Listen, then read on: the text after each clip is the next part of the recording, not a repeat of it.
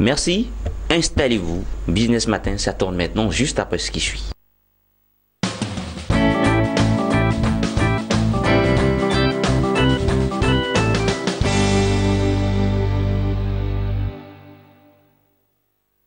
La santé, pilier important pour gagner de l'argent. La santé, pilier important pour faire des affaires et du business. Mesdames et messieurs, aujourd'hui nous recevons un autre modèle de médecine, la médecine libérale, avec le docteur Bakayoko Siddiq. Bonjour. Bonjour. Et juste après lui, nous parlons avec un autre invité. Avec lui, nous partons à la découverte de sites ou de circuits touristiques à travers Abidjan et l'extérieur du pays avec une agence de voyage, Enza Voyage. C'est parti d'abord avec la médecine libérale, avec le docteur Bakayoko Siddiq, juste après ce qui suit.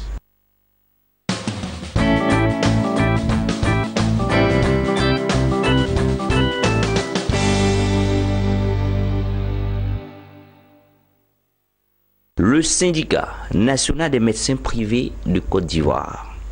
Nous partons à la découverte de ces syndicats qui existent depuis combien d'années déjà? Alors, il faut dire qu'officiellement, le syndicat national des médecins privés de Côte d'Ivoire existe depuis 1993. 93. Le 1er février 1993. Mais il faut le dire, c'est à cette date qu'il y a eu les papiers officiels du syndicat. Sinon, le syndicat a été constamment associé à tous les travaux dans le secteur de la santé depuis 1984, 82, 80. Donc, nous ne savons même pas depuis combien d'années l'existence officielle. Mais l'existence officielle, c'est 93. D'accord. Voilà. Donc, c'est le SINA-MEPSI, le syndicat national des médecins privés de Côte d'Ivoire, dont vous en êtes le président. Oui, c'est cela.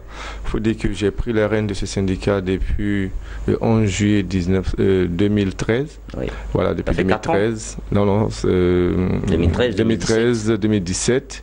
Ah non, c'était le renouvellement du mandat. Oui. Il faut dire, parce que c'est mon deuxième mandat. Il y a eu le premier mandat en 2011 et puis le second mandat en 2013. Ah, c'est un mandat de 2 ans. C'était un mandat de 2 ans. Et après, le mandat a été changé, modifié au cours d'une assemblée générale extraordinaire. Et maintenant, nous sommes à un mandat de 3 ans. D'accord. Alors, qu'est-ce qui a été fait depuis, on va dire, 1993 jusqu'à aujourd'hui? Mais vous n'étiez pas à la tête de ces syndicats depuis 1993, puisque vous êtes à la tête de ces syndicats en 2013. Qu'est-ce qui a été fait de 2013 à aujourd'hui? Alors, il a été fait beaucoup de choses, même avant moi. Écoute, je ne suis pas véritablement j'étais pas à la tête du syndicat depuis 1993, mais je suis médecin privé. J'ai donc bénéficié de ce que nos dévanciers ont pu faire, notamment en ce qui concerne la lutte contre l'exercice illégal de la médecine, en ce qui concerne la défense des intérêts matériels et moraux de certains de nos membres qui ont été poursuivis soit devant les tribunaux, soit devant les juridictions ordinales. Il y a eu beaucoup de défenses de certains médecins qui a été faite par les mandataires du syndicat en son temps. Oui. Et puis après, nous avons pris les rênes en 2011. Nous avons essayé de poursuivre la lutte au niveau de l'amélioration de l'environnement du secteur privé de la santé. Oui. Et nous avons mis aussi un point d'honneur à améliorer l'environnement fiscal autour du secteur de la santé. Ce qui fait que le premier symposium organisé en Côte d'Ivoire, le symposium sur la fiscalité, les taxes douanières et les charges sociales, a été organisé sous mon mandat et ce symposium a permis d'aboutir à une exonération de la TVA pour la population, de sorte qu'aujourd'hui, lorsqu'un malade va dans le secteur privé de la santé, il ne se voit plus facturer de TVA. Très bien. Voilà, ça c'est déjà quelques acquis. Alors, moi j'ai découvert, comme les téléspectateurs, j'espère qu'aujourd'hui, un médecin libéral, c'est un médecin privé. Oui, c'est pratiquement des synonymes. Un médecin libéral, c'est un médecin privé. Donc, si j'entends un mot médecine libérale, c'est de la médecine privée. C'est totalement cela, c'est de la médecine privée. C'est-à-dire? C'est un choix de carrière. Le médecin, c'est un professionnel qui, après son doctorat d'état de médecine, il est amené à faire un choix. Soit il accepte d'aller à la fonction publique. À ce moment, chaque fin du mois, il émarge et il prend son salaire. Son salaire, il est médecin public en ce moment. Il est médecin public. Oui. Ou alors, il décide de tenter l'aventure, de s'établir lui-même en clientèle privée. Oui. Il crée une structure privée. Ou alors, il accepte d'être salarié du secteur privé. Dans une structure privée. Et pas une structure privée, pour une clinique ou... Non, pas forcément.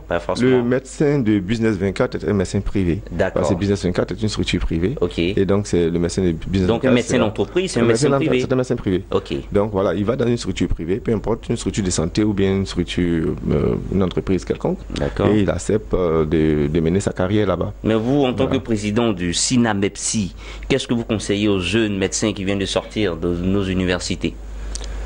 Non, il y a tellement de choses à faire. On devient médecin privé, on devient médecin public. Ah non, moi j'ai fait la promotion de la médecine privée. D'accord. Moi, je vous dis, mon histoire, j'ai fait un choix de carrière. Dès que j'ai soutenu mon doctorat d'état en médecine, j'ai tout de suite choisi d'ouvrir une clinique privée. Voilà, j'ai pas fait un jour de fonction publique, j'ai décidé. Et je ne regrette pas mon choix. Parce que je voulais affirmer certaines choses, j'avais une vision pour le secteur de la santé et c'est celle-là que je cherche à réaliser. C'est cette vision que je cherche à réaliser. Très bien. Voilà, donc c'est ça. Alors, le syndicat national des médecins privés de Côte d'Ivoire organise 2 événements. C'est cela. Il y a l'événement que vous organisez les 11, 12 et 13 mai, c'est-à-dire la 2e édition de la journée de la médecine libérale en Côte d'Ivoire, en pointillé, on peut dire comme ça, JMLCI. Et il y a le congrès, qui est le 4e congrès national du SINAMEPSI, l'Assemblée générale élective. Où on va choisir celui qui va vous succéder. Oui, bien sûr. D'accord. Alors, qu'est-ce qui va se passer exactement pour cette 2e édition de la journée de la médecine libérale en Côte d'Ivoire? On a fini de faire découvrir aux téléspectateurs le syndicat, on a fini de faire découvrir le métier de profession, la profession de médecine libérale. On a compris que c'est un médecin privé qui a décidé de travailler à son propre compte. Maintenant, les médecins privés vont se retrouver les 11, 12 et 13 mai à la case d'Ivoire, à la Riviera Bonhomin, pour la 2e édition de la journée de la médecine libérale en Côte d'Ivoire. De quoi est-ce qu'il s'agit exactement pour cette journée? Alors, juste avant de répondre à votre question, je voudrais juste dire que c'est vrai que notre syndicat regroupe l'ensemble des médecins qui sont en clientèle privée, mais il est bon de préciser que parmi ces membres-là, 90 et 95% de ces membres sont propriétaires des cliniques privées. Okay. C'est donner un peu une idée, comme vous avez parlé des jeunes frères, de ce que les médecins privés s'installent beaucoup plus en clientèle privée que travaillent pour la clientèle privée. Okay. Donc, cela dit, la 2e édition de la journée de la médecine libérale fait suite à la première édition qui était dénommée Journée carrière du médecin libéral. Ça avait une connotation un tout petit peu estudiantine, carrière. Donc, on a jugé bon, puisqu'il s'agissait intrinsèquement d'essayer de montrer à la population tout ce que les médecins savent faire dans le secteur privé. Ce n'était pas forcément des conseils sur le plan carrière pour les étudiants. Donc la 2e édition, nous l'avons nommée simplement journée de la médecine libérale, en enlevant le mot carrière. Alors cette année, cette édition est axée sur le financement du secteur privé de la santé. Le financement comment? Financement du secteur privé de la santé. Alors oui, pourquoi pas? C'est pas forcément. Non, c'est pas faux. Okay.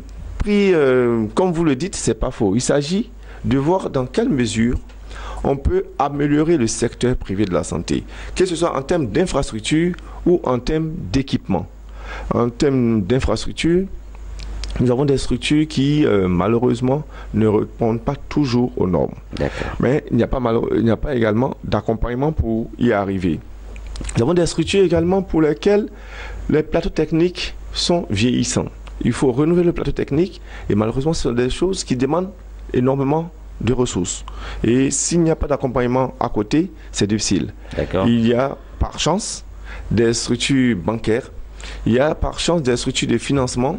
Il y a également d'autres modèles économiques qui ont permis à certains de nos confrères d'améliorer, de créer des nouvelles structures et d'augmenter, de modifier leur plateau technique. Nous voulons faire profiter à l'ensemble des médecins privés ces différents moyens de financement du secteur privé de la santé. Et pour cette 2e édition, le thème c'est la médecine libérale dans l'offre globale de soins en Côte d'Ivoire.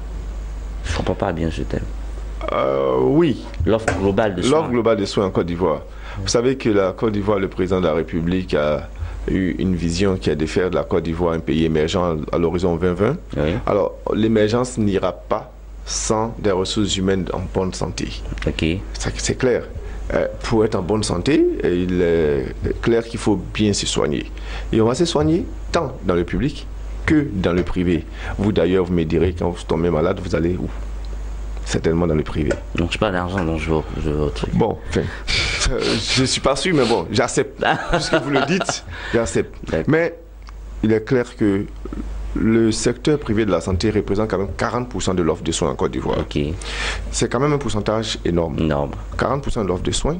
On va vers l'émergence. Et pour y aller, on met en place la couverture maladie universelle qui nous aide ici à prendre en charge le problème de couverture maladie des Ivoiriens. Est-ce que cette prise en charge de la couverture maladie universelle, l'offre de soins qui est proposée aux Ivoiriens, peut se faire seulement avec 60%? C'est ça, la question reste posée. C'est ça l'offre globale. Oui. L'offre globale, c'est qu'il y a 40% de l'offre de soins qui est là, c'est le privé. C'est le privé. Qu'est-ce qu'on fait? Donc, il faut associer ces 40%. Il faut associer à 40% de Super, super. Voilà. Et ça, tout ça, on va en parler, à part le financement. Voilà. Comment aujourd'hui l'État peut travailler avec vous également? Comment l'État peut vous associer pour boucler cette offre globale de soins? Oui. À part le financement, on va parler. Non, le financement, c'est pas forcément l'État. Quoi que ce soit quand même dans le plan national de développement sanitaire, qu'il y ait une ligne pour le financement du secteur privé. Mais je vous ai dit, il y a des modèles économiques qui existent. Oui. Il y a des exemples qui ont été déjà réalisés en Côte d'Ivoire ici. Nous allons les partager au travers d'un panel où les structures qui ont été financées viendront donner leur exemple. Il y a des banques qui ont accompagné des structures de santé en Côte d'Ivoire. Oui. Et ces banques-là viendront partager avec nous leur expérience. Et puis, on va briser ce mur de méfiance parce qu'il y a une méconnaissance de notre secteur d'activité. Très bien. Le fait d'échanger pourra briser ce mur de méfiance. Et les membres et les Ivoiriens comprendront que, oui, c'est possible en Côte d'Ivoire d'avoir des établissements, c'est vrai, privés de qualité, aux normes internationales, avec des médecins compétents. D'ailleurs, on n'a pas besoin de prouver que les médecins sont compétents. Nous sommes toujours meilleurs quand nous allons au concours des CAMES. Donc, c'est un exemple pour dire. On a des médecins compétents, oui. Il reste à mettre au goût du jour les normes techniques, les plateaux techniques et les infrastructures. Très bien. Voilà. Alors, déjà, vous l'avez dit, c'est vrai que l'événement est adressé à ceux qui font de la profession libérale dans le domaine de la médecine. Vous avez parlé des banques. À part ces deux secteurs d'activité, qui d'autre vous attendez? Il y a nos partenaires, j'ai envie de dire, de toujours, oui. Qui sont les assurances, qui sont les mutuelles de santé, qui sont les régimes autofinancés d'entreprises, qui sont également les courtiers et gestionnaires de portefeuille maladie. Ceux-là sont appelés à venir nous rencontrer et justement, la deuxième journée qui est le congrès est consacrée à échanger, à partager des expériences, à échanger sur la collaboration, les rapports entre les établissements privés de santé et les organismes de tiers payants. On aura donc à échanger au cours d'un panel avec les représentants de la Caisse nationale d'assurance maladie. On va échanger avec tous les organismes de tiers payants sur les comportements, les motifs différents et justifiés ou non de rejet des prestations, les difficultés ou pas de règlement des créances des structures privées, mais également les abus des établissements privés vis-à-vis des prestations qui se font en assurance. Donc c'est vraiment le deuxième jour, ce serait pour réfléchir véritablement sur la collaboration avec les structures et les établissements de santé.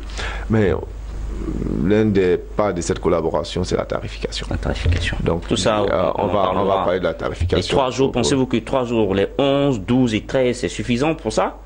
Est-ce qu'il pourrait y avoir une période suffisante pour parler de la tarification? C'est vrai, c'est vrai. C'est vrai, la santé n'a pas de prix. C'est cela. Docteur Bakayoko Siddiq, oui. Merci d'être venu, tout en rappelant que le 13, ça sera le congrès. Oui, c'est cela. Tout en espérant que, encore, vous serez réélu. J'espère, oui. Et puis on va vous recevoir ici pour faire une synthèse de la deuxième édition de la journée de la médecine libérale en Côte d'Ivoire, les JMLCI. Merci. Et ça aura lieu à la Case d'Ivoire, c'est à l'arrivée à Abonnement, c'est à Abidjan, en République de Côte d'Ivoire. Oui, je voudrais juste, avant de vous quitter, dire que ces événements ne s'adressent pas seulement aux professionnels. Il y aura, en marge des travaux scientifiques dont nous avons parlé, des stands d'exposition. Ces stands d'exposition seront tenus par des structures privées de santé, par des équipementiers, par également des assureurs, mais en plus, il y aura des dépistages gratuits. Donc j'invite la population à venir comprendre, à venir entendre et à venir se faire dépister. D'accord. Voilà. Dépister dans toutes les maladies? Non, il y aura l'hypertension, l'hypertension, le diabète, le VIH-Sida, et puis même la possibilité, si cela était prouvé qu'on était séropositif, de pouvoir avoir gratuitement des médicaments. Donc, il ne faut pas attendre de tomber malade, de faire la maladie, alors qu'on peut prévenir dès maintenant. Rendez-vous est donc pris du côté de la Case d'Ivoire, la Riviera Bonhomme, pour des dépistages gratuits. Et puis, il est vrai que nous avons nos hôpitaux publics, mais les médecins privés sont aussi là pour nous. Ils seront disponibles pour nous durant 3 jours, les 11, 12 et 13. Merci, docteur, pour de plus amples renseignements. Les numéros s'affichent au bas du petit écran. Business Matin, ça continue avec notre deuxième et dernier invité de ce numéro.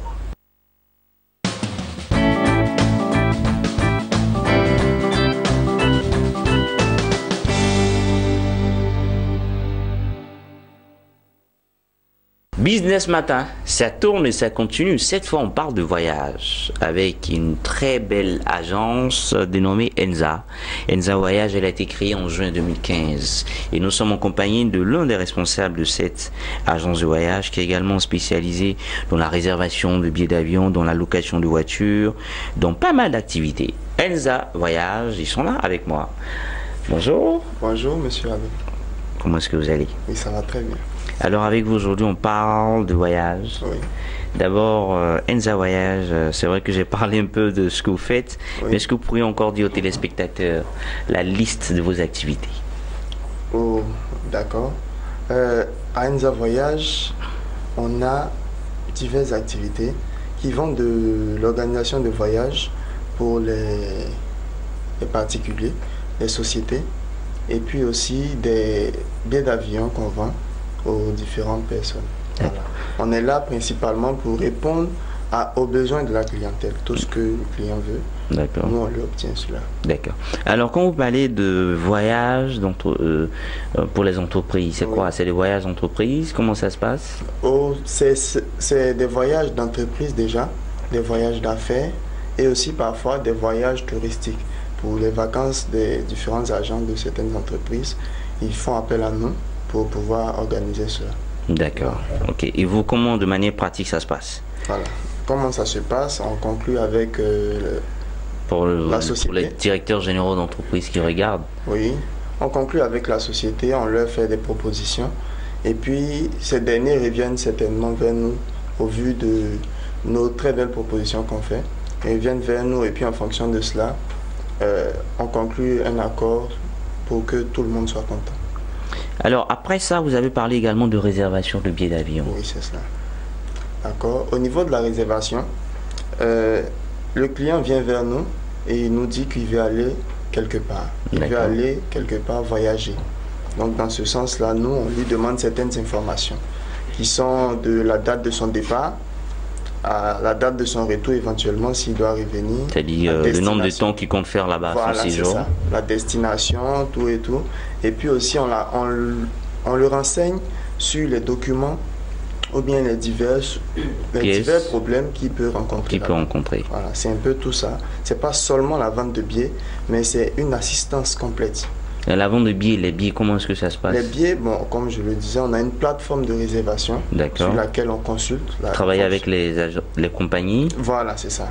Nous sommes ceux qui sont chargés de réserver les billets pour les compagnies. D'accord, mais est-ce que le prix augmente avec vous? Ça diminue? Oh, avec nous, le prix, on fait de très bons tarifs. Ça, si une compagnie aérienne fait par exemple le billet à Abidjan, Dubaï à 1 million, c'est un exemple. Oui. Est-ce que Enza Voyage augmente et l'ajoute pour lui ou ça reste? Bon, ce genre d'informations sont confidentielles. D'accord. Et puis on ne peut pas les donner comme ça. Okay. Mais dans tous les cas, Enza Voyage se donne pour objectif non pas d'abord d'enrichir son entreprise, mais de fidéliser le client. D'accord. Fidéliser le client comment? En lui offrant des tarifs qui défient tous les autres tarifs du marché. D'accord. Voilà. Alors vous faites également la location de voitures? Oui, c'est cela. Donc on fait la location de voitures ici, oui, et aussi à l'extérieur. À l'extérieur, comment ça se passe? Lorsqu'un client, on a des partenaires là-bas qui travaillent avec nous, oui, et qui nous font confiance. Donc ces personnes-là, on les contacte, on leur dit que notre client a besoin de véhicules pour son séjour. fonction des goûts du client, oui. En fonction de sa demande, du nombre de personnes avec qui il part, on lui choisit un véhicule adapté à ses besoins. N'importe quelle marque. N'importe quelle marque. Tout dépend de son budget et de ses goûts. Voilà. Si on ne fait pas on fait tout pour ne pas établir de clivage en fait. D'accord. Voilà. Okay. Tous les portefeuilles peuvent voyager avec nous. Maintenant, parlons de ce qui a été fait depuis 2015. C'est vrai que depuis 2015 à aujourd'hui, ça fait 2 ans. Oui. Mais qu'est-ce que vous avez fait comme activité qui pourrait pousser un téléspectateur qui regarde à appeler Enza Voyage et à réserver un billet ou une voiture ou à lui confier un voyage d'entreprise? D'accord. Donc, depuis 2015, on a organisé divers voyages d'entreprise déjà. Mais bon, pour des raisons de contrat, on ne peut pas forcément divulguer le nom de ces entreprises-là. D'accord. Voilà, on ne peut pas divulguer, mais on a organisé beaucoup de voyages, surtout à l'intérieur du pays, parce que les Ivoiriens ne connaissent pas trop la Côte d'Ivoire, il faut le dire. Voilà. Donc, on s'est attelé à montrer les merveilles de ce pays aux Ivoiriens, Paman, San Pedro, Yamoussoukro, de très belles villes qui sont méconnues du grand public. Voilà. Il y a beaucoup de belles choses en Côte d'Ivoire. Mais est-ce qu'actuellement vous avez un programme de week-end parce qu'il y a également des compagnies qui organisent des programmes de week-end entreprise ou bien des programmes de week-end couple. On dit par exemple que des couples, vous pouvez partir à Sini tout le week-end à tel coup. Est-ce que vous faites ça également? Oui, on fait cela. On fait cela. On a une offre même actuellement qui est disponible pour les week-ends pour les couples à Sini. Un séjour de 2 jours à partir de vendredi, c'est-à-dire le client part vendredi, il entre à l'hôtel vendredi, on organise diverses balades, on a l'île aux oiseaux, les balades lagunaires, tout et tout, et puis après ça, on conclut par un splendide barbecue avec le client pour qu'il puisse vraiment évacuer le stress de la semaine. D'accord, et ça revient habituellement à combien? Autour de 200, à partir de 200 000. Par personne? Déjà, oui. Non, par couple. Par couple. À partir de 200 000. Les 200 000 francs, y compris la nourriture, l'hébergement, tout ça. Le transport, on les prend à Abidjan, on les emmène à Bassam et on les fait revenir à Abidjan en pleine santé. D'accord. Et ça, c'est par quoi? Par bateau, par avion ou par car? Non, par car pour le transport, pour aller là-bas. Maintenant, les différentes balades, en fonction du lieu où ils vont se balader, ça peut se faire soit par car, soit par bateau. Voilà. D'accord. Enza Voyage. Moi, pour moi, ça a été un moment de détente. Comme à Sini, vous m'avez fait voyager, vous m'avez fait rêver. Est-ce qu'il y a d'autres offres dont vous aimeriez bien parler aux téléspectateurs encore? Oui, il y a beaucoup d'autres offres. Il y a des voyages à San Pedro qu'on organise, à Yamoussoukro, à Man. Dernièrement, on a le festival du Fécadan qui va s'ouvrir très bientôt. Ok. Voilà. Pour ceux à Man? Oui, à Man. Voilà, on a le festival du Fécadan. Pour tous ceux qui aimeraient partir? Voilà, ils peuvent déjà nous contacter. On leur donne les différentes informations. On leur explique comment cela peut se faire, les différentes modalités.